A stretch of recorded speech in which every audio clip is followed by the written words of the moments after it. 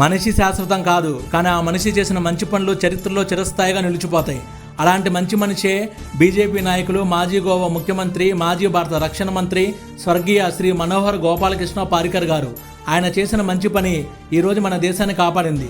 2016లో ఆయన రక్షణ మంత్రిగా ఉన్నప్పుడు S-400ని రష్యా నుండి కొనుగోలు చేశారు.